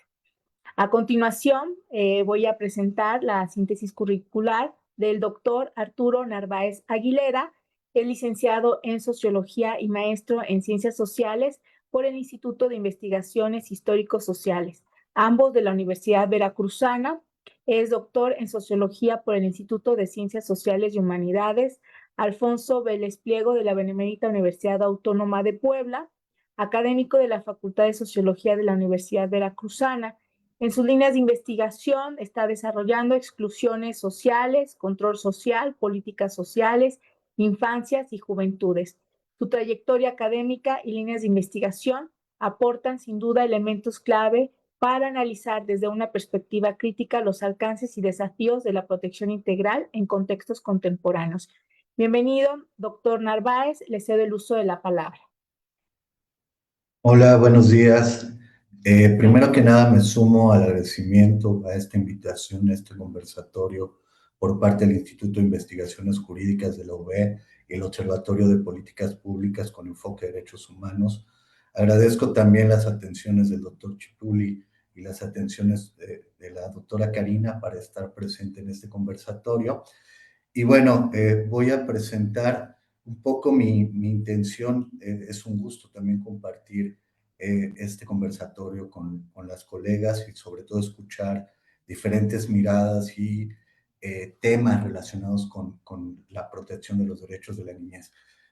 Yo quise denominar a esta pues, presentación un poco repensar la protección de los derechos de las niñas, niños y adolescentes, entendiendo que hay una protección integral que es un enfoque que se da ahora desde el Estado, pero un poco pensar cómo mirar la protección a estos derechos desde los espacios comunitarios, desde los espacios sociales, desde los espacios escolares e incluso, como ahora mencionaba la maestra Diana, desde los espacios virtuales y tecnológicos. Entonces, voy a presentar un segundo.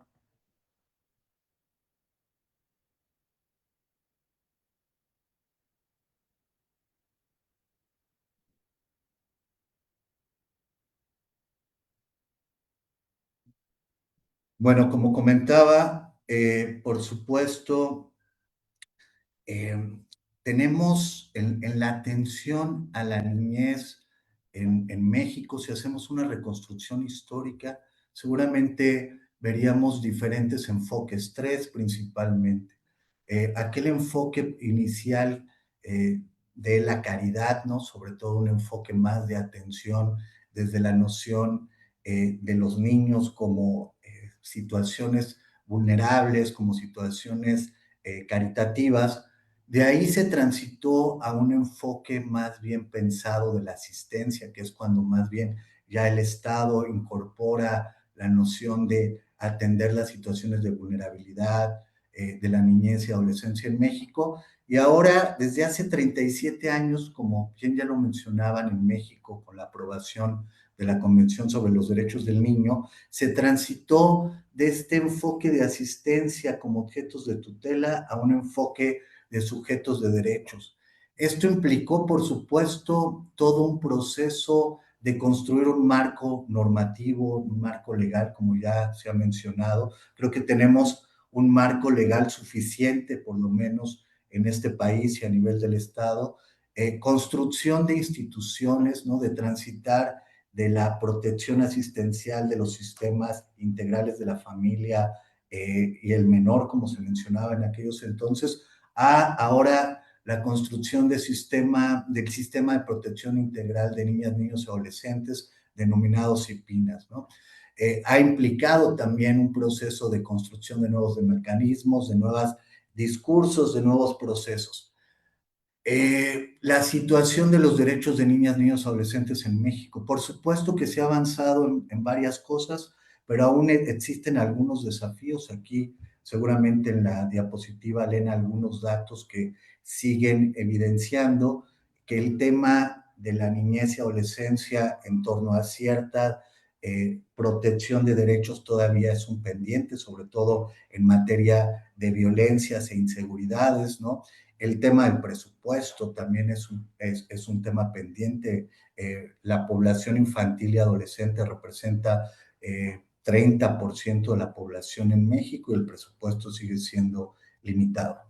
Pero bueno, pensando en la protección integral institucional, que cuando se crea el sistema de protección integral de niñas, niños, adolescentes, mejor conocido como CIPINA, por supuesto lo que se crea es mucho por la influencia de movimientos sociales, de organizaciones civiles que han tenido la agenda desde hace mucho tiempo y que han colocado la importancia de transitar a este reconocimiento de los sujetos de derechos y de los diferentes grupos de derechos. Entonces, al crearse con la Ley General de los Derechos de Niñas, Niños y Adolescentes, un sistema de protección que implicaba este conjunto de órganos, entidades, mecanismos e instancias a nivel nacional, regional y local, orientados a respetar, promover, proteger, restituir y restablecer derechos de niñas, niños y reparar el daño de vulneración a esos derechos por las legislaciones nacionales, locales e incluso por las políticas municipales. La lógica representativa de una imagen, este es el sistema a nivel nacional, por supuesto, ha sido un proceso gradual, un proceso largo, porque implicó una armonización de los marcos legales a esta nueva institucionalidad y a este nuevo enfoque de protección de derechos. Y bueno, la noción de trabajar en sistema, que no es algo menor para la administración pública. Y entonces, parte de la reflexión que coloco ahora más que respuestas es reflexionar qué significa la protección integral en el siglo XXI en México. Y ahí habría que ubicar que la protección integral no puede estar disasociada de pensar las instituciones de protección social en México y el desmantelamiento de las mismas, es decir, el desmantelamiento del Estado benefactor de los años 40 con otro sector de población, con otra lógica de reconocimientos y garantías de derechos. Y bueno, en el contexto actual habrá que ver que la garantía de derechos, perdón, se escucha, creo que la garantía de derechos está en un contexto neoliberal, es decir, en un contexto en donde las instituciones de protección social han sido disminuidas y han sido desmanteladas. Pensemos en la lógica de la protección. Dije, falta que tenga el micrófono prendido. Perdón, se vuelve a escuchar.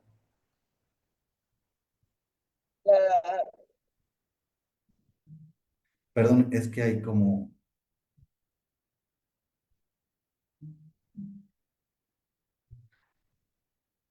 Ok, regreso a la,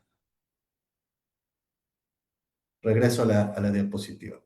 Entonces, lo que mencionaba es que no se puede dejar de pensar la protección de derechos en el contexto de la protección. Pensemos en materia de las instituciones de salud, de educación, etcétera. Luego, un elemento fundamental, ¿cuál es la presencia de la protección en los territorios, en los barrios, en las comunidades, en los espacios escolares? Es decir, ¿cómo se observa a nivel del espacio vecinal la protección tanto institucional, gubernamental? ¿Qué significa la protección en el espacio de los territorios? Y creo que ahí hay un elemento pendiente que creo que se viene todavía trabajando, que es cómo construimos un puente de diálogo entre una protección institucional con la construcción de redes de protección comunitaria. Esto significa cómo construimos ciudades, territorios, comunidades que protejan, que tengan las capacidades de protección a la niñez y adolescencia con capacidades instaladas, porque no es suficiente la construcción de mecanismos, los presupuestos, los equipos de las instituciones y los recursos limitados no permiten cubrir la totalidad de las situaciones y problemáticas que se viven en los territorios particulares. Entonces, creo que hay que transitar y hay que hacer un diálogo, un puente entre una protección institucional y una protección comunitaria. Otro tema, ahora hablamos cada vez más de el tema de los sujetos de derechos de la niñez y adolescencia como sujetos de derechos, pero este es un cambio cultural y en el cambio cultural es cómo ir repensando las relaciones asimétricas de poder en esta lógica adultocéntrica, donde los adultos hemos definido que el mundo de los niños está mediado por nuestra visión, está mediado por nuestras miradas, por nuestros significados. Entonces, creo que ese es un cambio cultural que no se resuelve solo con un marco jurídico. Creo que la narrativa ha venido cambiando, los discursos han venido cambiando, pero en la práctica concreta es un cambio de relaciones más simétricas entre adultos e infancias. No dejar de lado, como lo han dicho las ponentes, que hay una acumulación histórica de desigualdades, violencias y exclusiones sociales. Es decir, los contextos son diferenciados y las situaciones son diferenciadas. Entonces, la protección especial, la protección integral requiere de entender estas situaciones diferenciadas.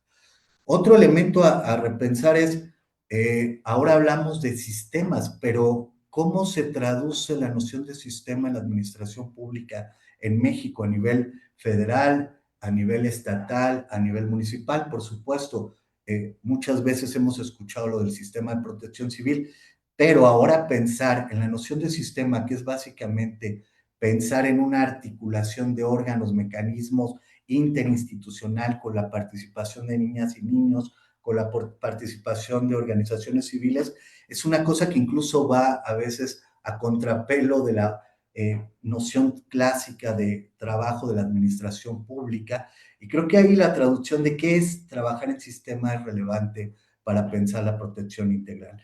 Ya lo decía la maestra Adriana, la protección en los medios virtuales y digitales es fundamental. El fortalecimiento de capacidades instaladas para la protección en espacios institucionales, sociales y comunitarios. ¿Qué quiere decir esto? No se trata de que solo las escuelas conozcan cuáles son los derechos que vienen en la convención o en la ley general o en las leyes locales, sino más bien cómo se traduce eso en prácticas concretas en el espacio escolar. ¿Qué hace una maestra, un maestro cuando escucha que un niño o una niña está viviendo una situación de violación de derechos o de situación de no protección de derechos? ¿Qué hace ese maestro o maestra?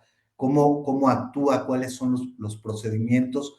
Creo que el tema de capacidades instaladas en espacios comunitarios y sociales es fundamental. Luego, ya para ir casi cerrando, la dimensión relacional, es decir, los derechos de los niños y las niñas tienen una dimensión legal, pero también debemos de pensarla en una dimensión relacional. En el fondo, se trata de cómo entre niñas y niños, entre pares, entre adultos y niños, entre niñas, niños y adolescentes, entre adultos mayores y niñas y niños, podamos tener una dimensión de relaciones más solidarias, cooperativas, pero sobre todo de reconocimiento como sujetos. Creo que habría que empezar a mirar la dimensión relacional de los derechos y no solamente normativa.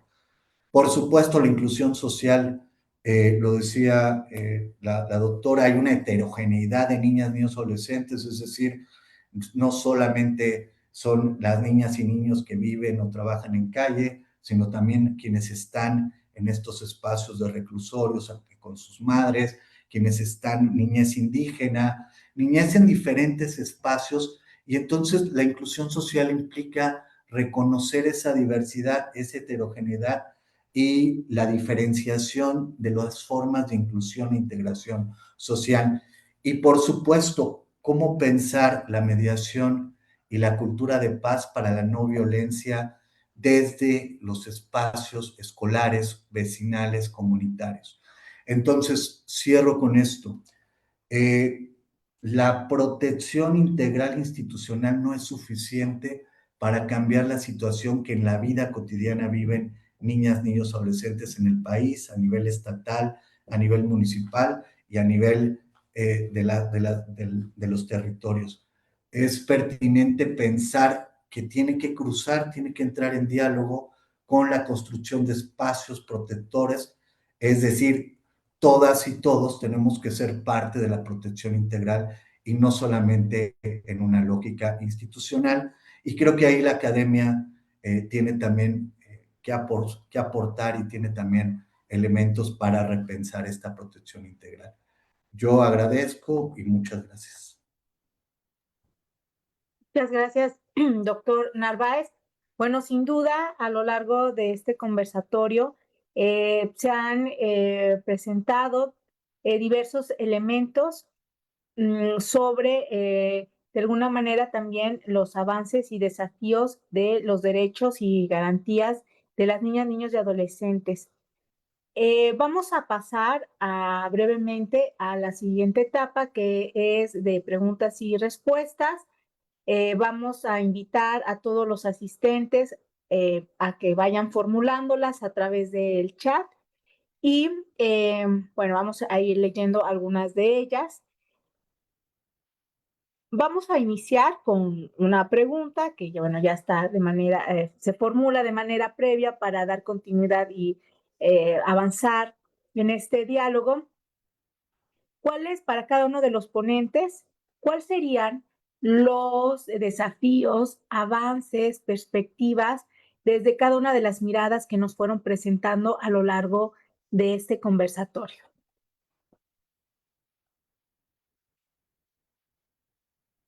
En lo que van también revisando la respuesta y los comentarios, me voy a permitir también leer en el chat.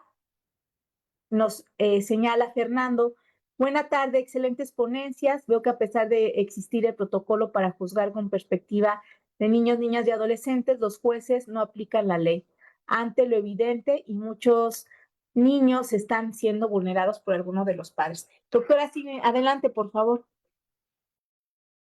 Muchas gracias. Bueno, un poco ahí intentando responder la pregunta y con algo que me quedaba ahí pendiente o pasaba muy rápido de mi presentación.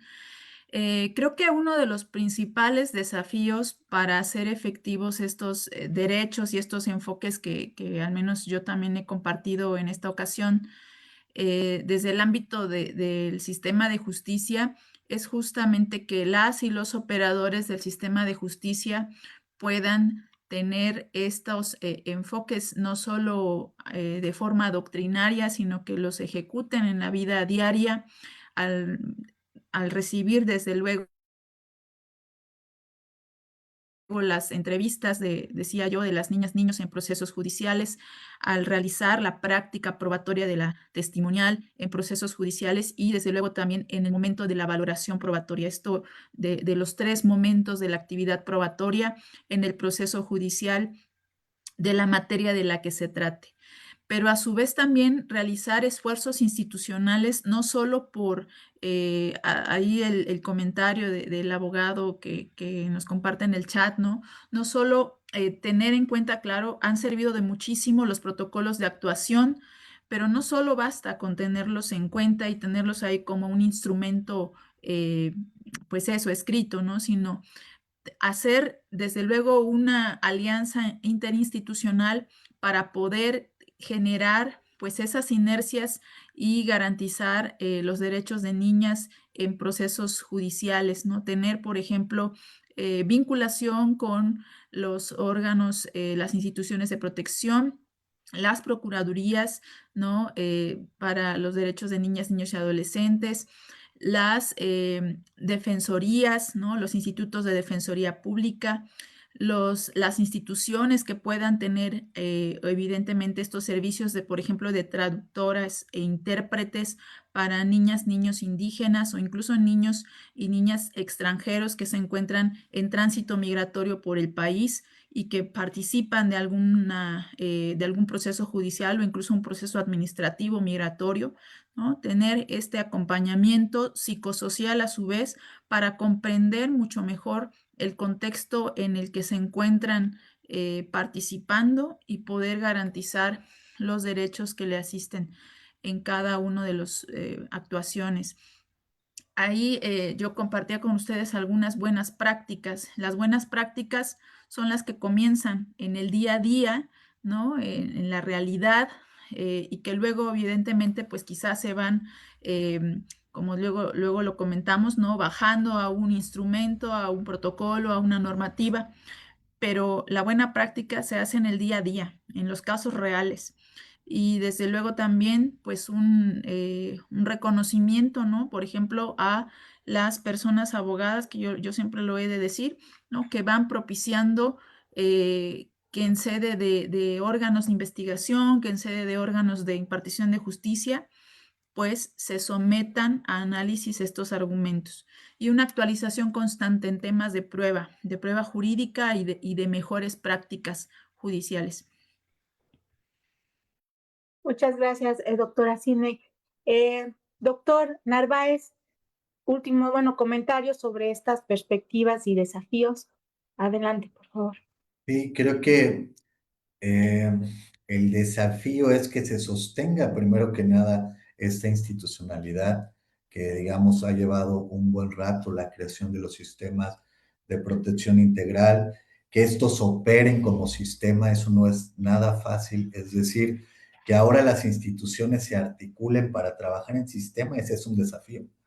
¿Por qué? Porque implica dejar de pensar la particularidad institucional, implica pensar la articulación, la concurrencia, lo que se denomina ahora la concurrencia, y eso es un desafío para construir políticas de manera articulada, para que los presupuestos estén articulados, y creo que ese es un desafío para la administración pública y para los sistemas.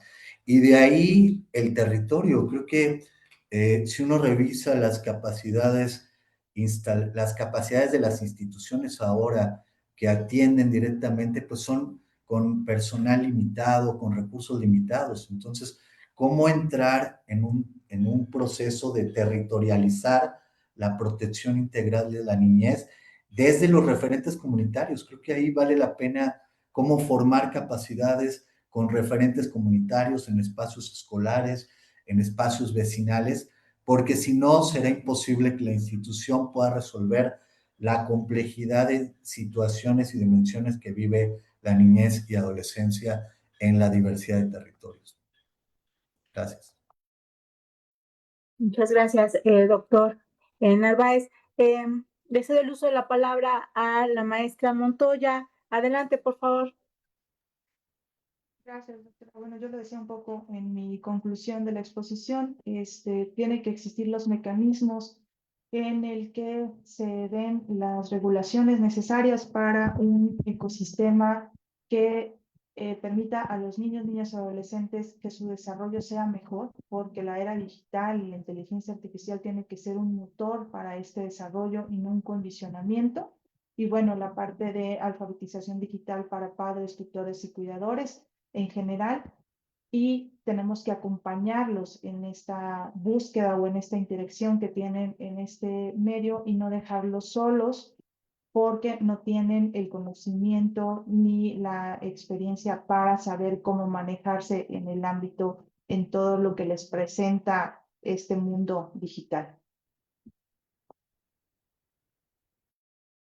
Muchas gracias, maestra Montoya. Y bueno, finalmente, doctora Rebolledo, adelante. Muchas gracias, doctora Karina. Primeramente, les quiero agradecer a todos y todos, cada uno de ustedes, haber estado aquí compartiendo generosamente sus conocimientos. Y para cerrar con este tema que verdaderamente es muy importante, a mí me gustaría que finalmente el Estado elaborara políticas públicas tendientes a realmente a respetar este principio al interior de los niños y las niñas que viven con sus madres en los centros de readaptación social, como creando, por ejemplo, espacios dignos en estos lugares con espacios de recreación, guarderías, de algún tipo de enseñanza hacia los niños, que también prohibición de tener contacto con alguna forma de violencia en ese entorno carcelario.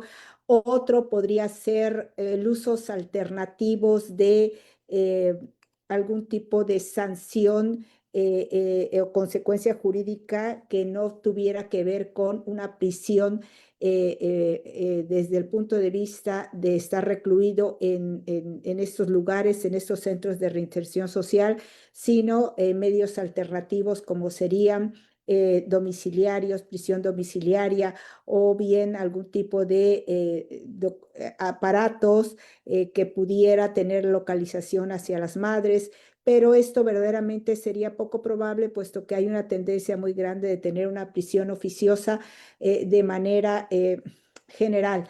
Pero lo que sí se podría, considero, llevar a cabo es condiciones dignas en estos centros de readaptación social. Eso sí lo podríamos hacer, y con ello crear estos mecanismos, estas políticas públicas, esas acciones que verdaderamente materialicen estos derechos a los niños que viven en estos lugares. Muchas gracias y agradezco de nueva cuenta esta participación.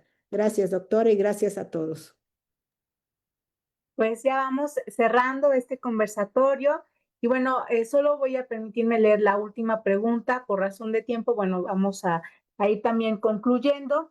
Timoteo Landero Gloria nos hace la siguiente pregunta en el chat.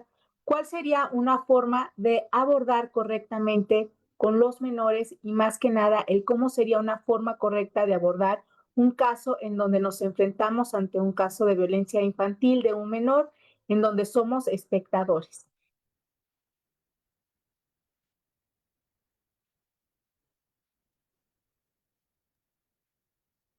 Si me permiten, creo que por alusión, ¿no?, a la referencia del proceso judicial que he abordado, aquí algo que aprovecho la pregunta para compartir, es desde luego, me parece primero que los órganos de investigación y los órganos de impartición de justicia, al menos en materia penal, puedan tener esto que que la Oficina de la Defensoría de Derechos de la Infancia ha llamado modelos de sala de audiencia judicial amigable con la infancia, en donde se tengan espacios privados en los cuales puedan participar las niñas, niños, adolescentes, víctimas o testigos de hechos delictivos, asistidas primero por sus padres, tutores o representantes jurídicos, pero también por personal especializado, desde luego, bajo un enfoque psicosocial. Y que puedan, desde luego, las personas servidoras públicas, en este sentido, tener, les decía hace unos minutos, las herramientas comunicativas para poder, desde luego, lograr la obtención de la información de una forma que no revictimice a la persona, niña, niño o adolescente. Y desde luego, por ejemplo, para la práctica del desahogo de la prueba en una etapa de juicio oral, desde luego, hay a la fecha pues desarrollos de jurisprudencia mexicana en el sentido de pues que se debe atender desde luego las disposiciones del Código Nacional de Procedimientos Penales, en este caso de la prueba testimonial, en el artículo 366 del Código Nacional, pero desde una perspectiva adaptada a la infancia, ¿no? Procurar, por ejemplo, que no tenga contacto con la persona que funge en el proceso penal como su agresora, que pueda estar, desde luego, aislada, ¿no?, de la sala de oralidad, que pueda tener además otro tipo de interrogatorio, no a partir de las clásicas preguntas de interrogatorio y contrainterrogatorio que señala el Código Nacional, para evidentemente considerar a su vez el desarrollo, el desarrollo en el que se encuentre el niño, niña o adolescente, para poder responder ese tipo de preguntas. Y pues también a personal judicial sensible, ¿no?, que cuando esté llevando a cabo el desahogo de la prueba y puedan percibirse afectaciones emocionales en la información que está proporcionando al órgano de investigación o al tribunal, pues puedan tener esa sensibilidad para, por ejemplo, detener, señalar recesos, acompañamiento para las niñas y niños en procesos judiciales. Insisto, estoy pensando, atendiendo la pregunta, en un proceso penal, ¿no? Y desde luego, tener en cuenta que sobre todo este tipo de testimonios podrá ser desahogado de forma anticipada, ¿no?, tal cual lo señala el código, con la finalidad, desde luego, de tener toda esta cobertura de no revictimizar a la niña, niño y adolescente en un proceso penal. No sé si por ahí he contestado, pero quedo a sus órdenes. Muchas gracias, doctora Sidney. Y por ahí levantó la mano el doctor Narváez. Adelante, por favor, doctor. Sí, ya muy breve. Me parece que es la pregunta clave. ¿Qué hace la ciudadanía, qué hacen las personas cuando ven un caso de vulneración o violación de derechos? ¿A dónde acudir? En este caso, enmarcado en una situación de violencia, por supuesto, parte de este nuevo marco legal creó las Procuradurías de Protección, lo que antes eran llamadas las Procuradurías de la Defensa del Menor, la Familia y el Indígena.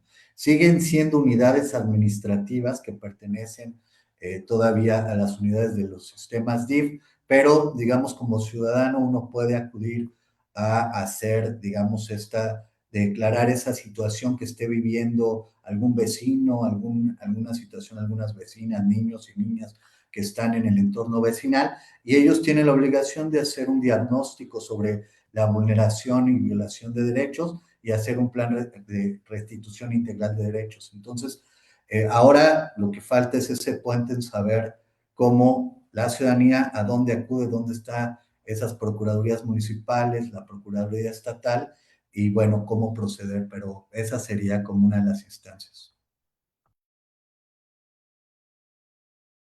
Muchas gracias, doctor, por estas respuestas y estos comentarios. Y bueno, vamos a ir también finalizando con la maestra Montoya. ¿Algún comentario final?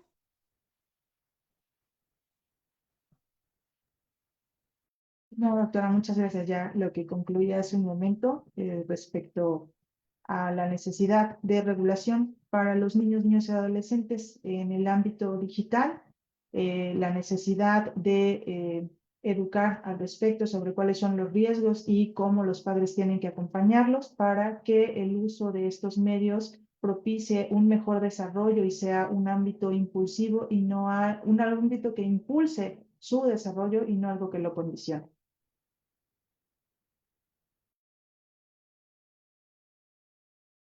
Muchas gracias, maestra. Y bueno, finalizamos. ¿Algún comentario, doctora Rebolledo?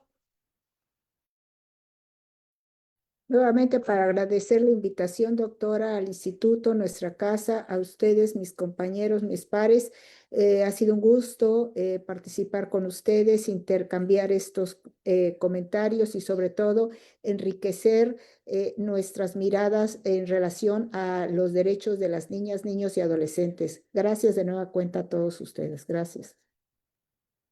Bueno, antes de finalizar, vamos a presentar, a entregar las constancias a cada uno de nuestros ponentes. Me voy a permitir compartir y leer una y bueno, ir nombrando a cada uno de ellos.